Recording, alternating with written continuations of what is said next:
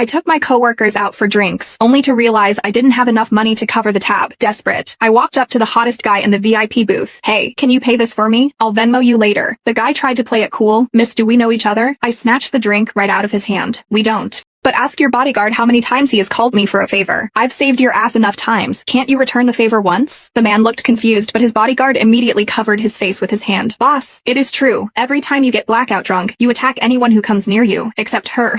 I've called her multiple times to beg her to take you home. The group of guys sitting around him perked up, looking at me like I was a unicorn. Wait, for real. When Lou gets wasted, he is like a rabid dog. No one can touch him. Yeah, I tried to help him to his room once, and he nearly snapped my arm in half. Same.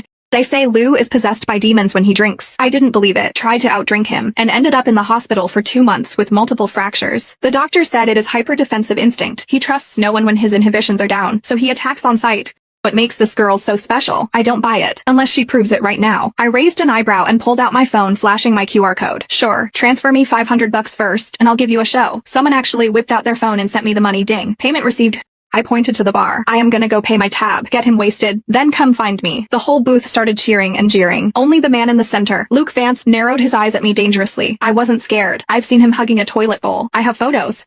Look at him now, sitting there like a king in his VIP booth, all elegant and refined. A total fraud. I'd already seen him at his worst. I paid the bill and sent my coworkers home. Then I walked back to the booth. Hey, I took the 500. I had to deliver the show. Luke's friends were trying their hardest to pour drinks down his throat. But Luke wasn't having it. He grabbed my wrist, dragged me out of the club, and shoved me into his Maybach. Slammed the door shut so hard the car shook, like a shaken soda bottle finally popping its cap. I rubbed my nose. Hey, it is not my fault you only trust me when you are drunk. It is annoying for me too, you know. It all started 6 months ago. I was leaving work late when I saw a guy sprawled out in the middle of the street, using a city bike as a blanket. It was hilarious. Being terminally online, I had to take a video. But when I got closer, damn, what a face. Too bad he was wasted. Reeking of alcohol. He was muttering about being thirsty. I took out my water bottle and poured him a cup. He was surprisingly obedient, gulping it down. I tried to wake him up. Hey, you can't sleep on the street. Where's your phone? I'll call your friends. He ignored me, snoozing away on the asphalt. I had no choice but to pat him down. Found his legs were incredibly long, like model long. I found his phone, unlocked it with Face ID, easy when they're asleep, and FaceTime. The first contact on his list. I pointed the camera at his face. Hello.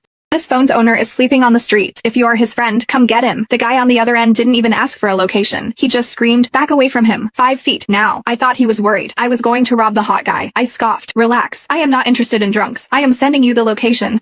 Hurry up, the guy yelled again. Do not ignore me, unless you want to die. Psycho, I hung up. Then, I sat on the curb to guard the guy. He decided my thigh was a better pillow than the bike. He slept like a baby under the moonlight.